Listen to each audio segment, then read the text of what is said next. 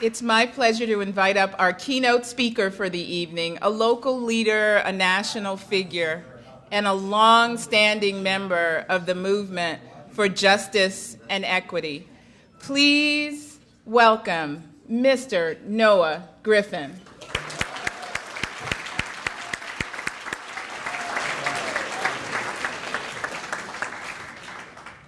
As Jared was talking, I thought I was just going to move my lips.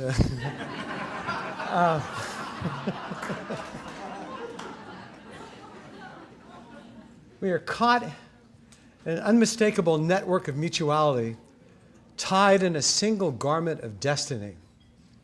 Injustice anywhere is injustice everywhere. If you would know Martin Luther King, you really need to look at the letter from the Birmingham jail. It is just wonderful. I'm going to alter what I was going to say tonight because I just spoke down at the Webb School in Claremont, California.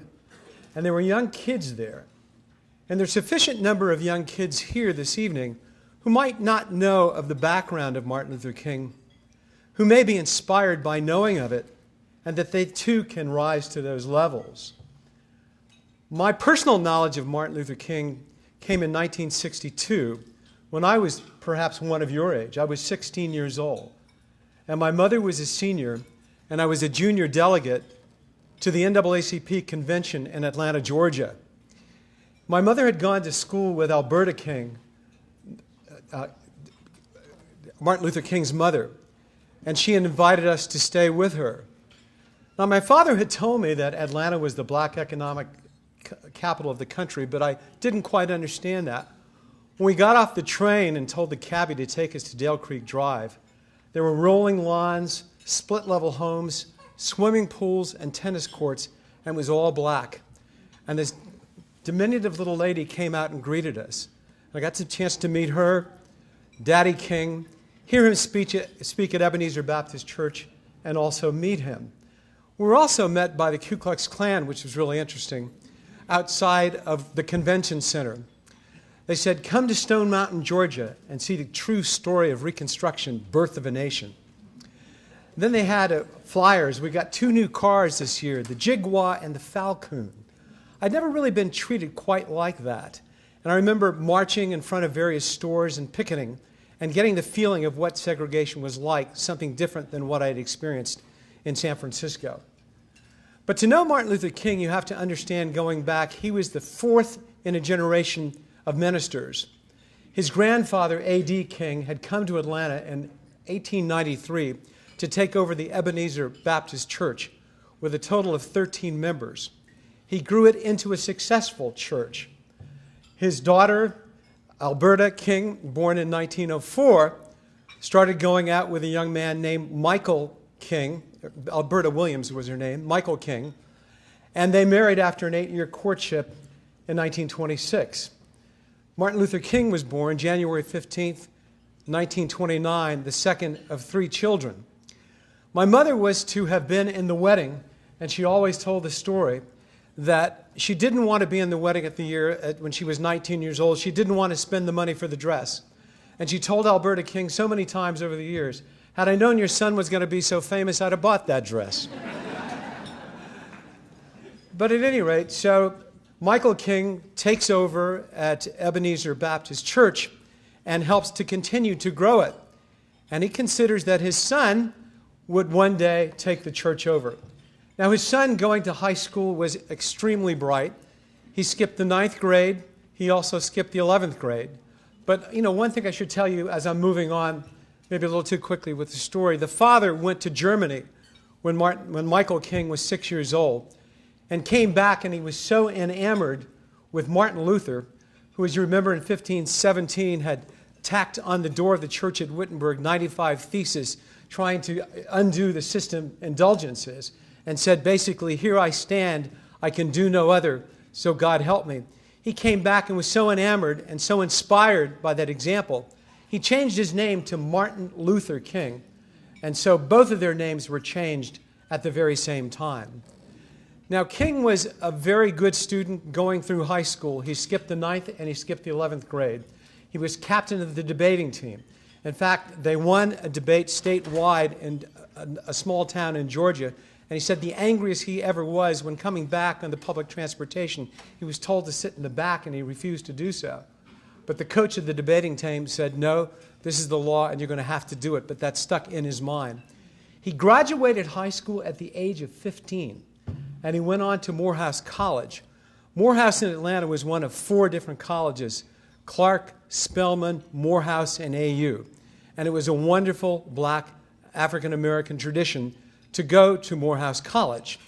When he got there, however, he was an indifferent student. He majored in girls. He also minored in pool and in beer. And he kind of took off from his roots. He was called a PK, a preacher's kid. And if you know preacher's kids, they kind of rebel a little bit from what their upbringing was. Until such time as he hit his junior year and he took a course in theology. And all of a sudden he realized his roots. And from there, in 1948, he went on to Crozier Academy, theological school in Chester, Pennsylvania, where he became president of his class and valedictorian. After graduating there, he had offers to go to Yale Divinity School and also to the University of Edinburgh. He turned those down to meet his destiny at Boston University, where he was to meet Coretta Scott, who was taking her master's in voice at the New England Conservatory, and also hooked up with someone who's to later have been a San Franciscan, Howard Thurman. Howard Thurman was dean of the School of Theology at Rankin Chapel at Howard University, and no doubt in Atlanta had known Daddy King, and had come out to San Francisco in 1944 at the behest of Alfred Fisk, who was head of the School of Theology at San Francisco State University. Fisk said to Howard Thurman, I'd like to start an interracial, non-denominational church, the first in America. Can you send me a student? Howard Thurman dropped what he was doing at Rankin Chapel and came to San Francisco to establish Fellowship Church for All People. Went to Boston University in 1952 to head up the Marsh Chapel.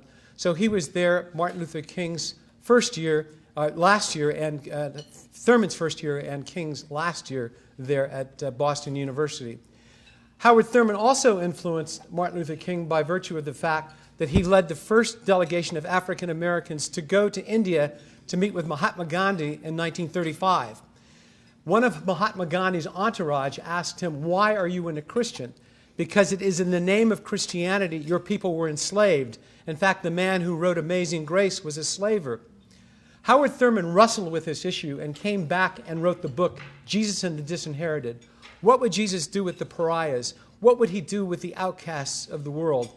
It is said that Martin Luther King was never without a copy of that book, took it everywhere he went, and helped him fuse Gandhi's nonviolence with American nonviolence, which he was able to bring forward. I was fortunate enough to be at the dedication of 3 different monuments in San Francisco.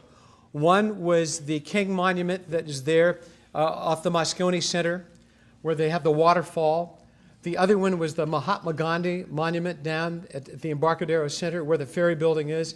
And one is at 235 Pine Street on the outside, where they have notable San Franciscans, and one is Howard Thurman, all of which influenced one another. So King, not wanting to go home and follow in the family tradition after he graduates from Boston University and take on an associate pastorship at Ebenezer Baptist Church, goes to the Dexter Avenue Church in Montgomery, Alabama, thinking he'd start afresh and start anew with a small church outside of Atlanta and be a successful pastor there on a smaller but independent course.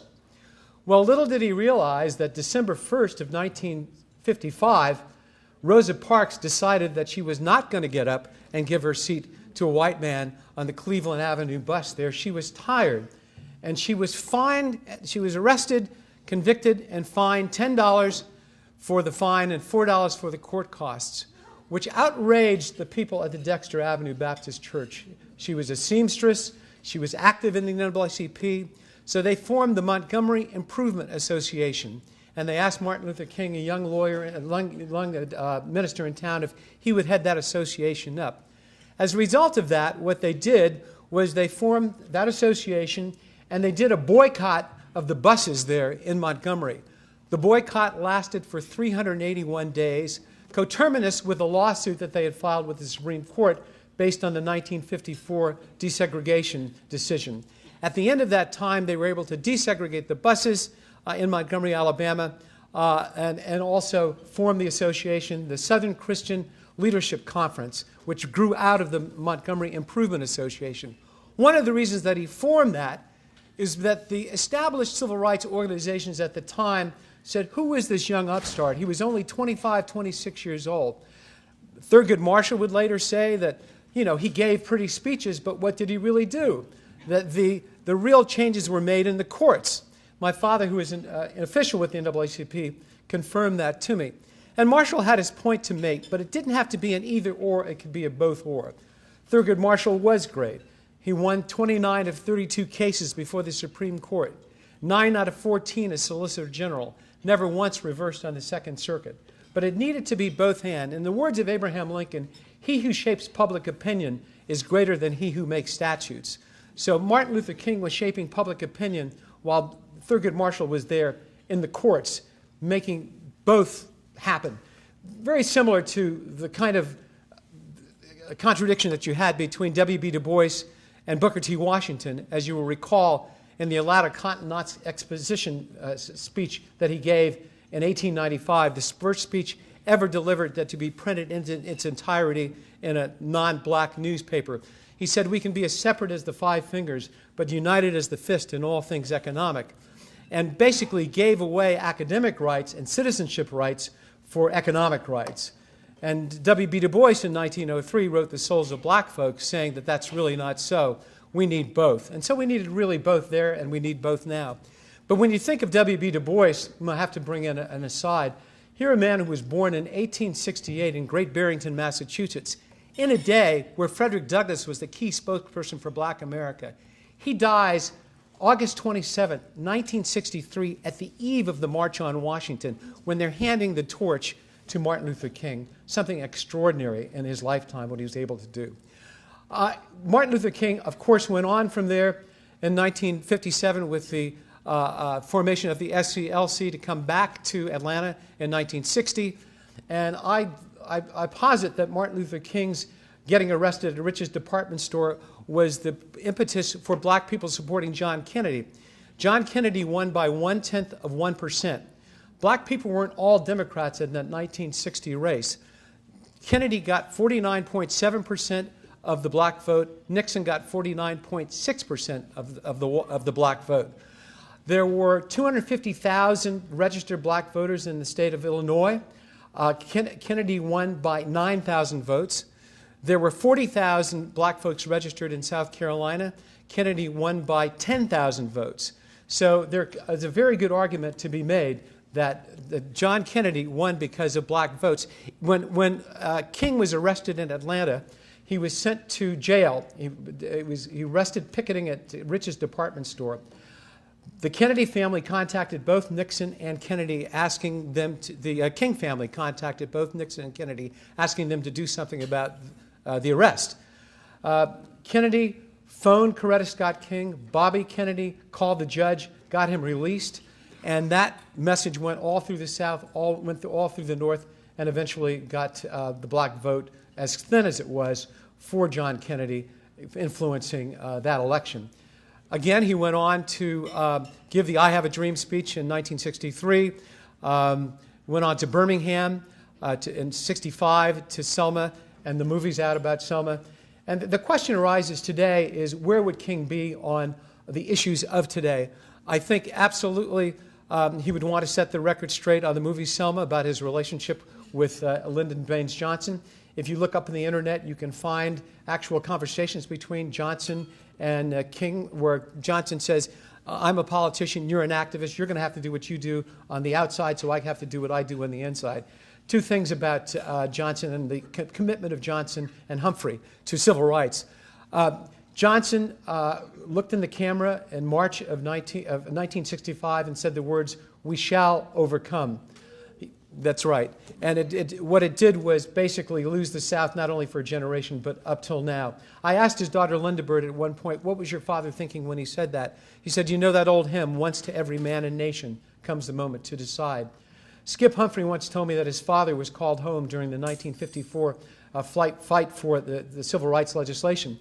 His brother was having life-threatening surgery, he said, "I'm sorry, Muriel, I just can't come. This is just too important." These were men of honor. These were men of commitment. These were men of service. I think Martin Luther King would appreciate the fact that we have an African-American president today who is leading the way for us all in very difficult circumstances. He needs our help. He needs our support. And by any objective measure, he has done a wonderful job. And that has been so because, certainly.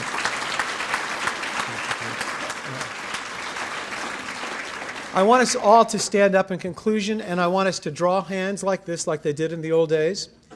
And we're all going to sing.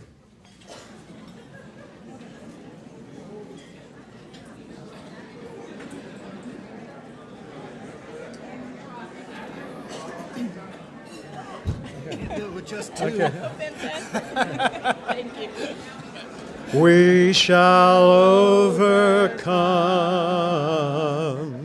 We shall overcome.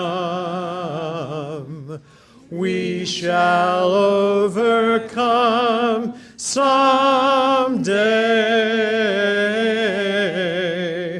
Oh, deep in my heart, I do believe we shall overcome one day. We are not afraid. We are not afraid. We are not afraid today. Oh, deep in my heart, I do believe we shall overcome someday. Last time. We shall overcome. We shall overcome. We shall overcome someday. Oh, deep in my heart, I do believe we shall overcome someday. Thank you.